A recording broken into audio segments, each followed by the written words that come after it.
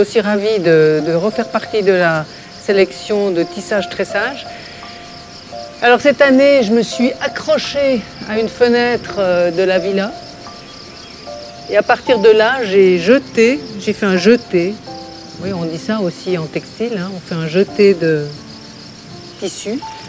Et là, c'est du bambou que j'ai déligné, que j'ai coupé en 8 morceaux avec un outil particulier.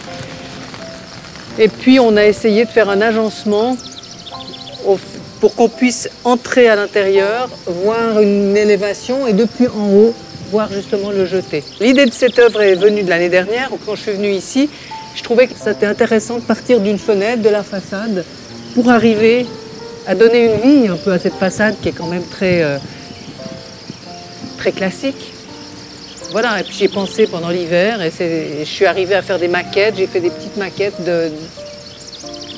d'installation qui partaient de cette fameuse fenêtre.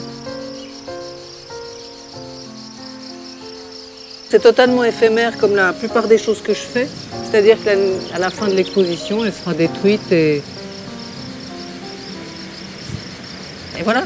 C'est mon travail, très souvent, travail éphémère dans tout ce que je fais. Je construis, ça dure un certain temps.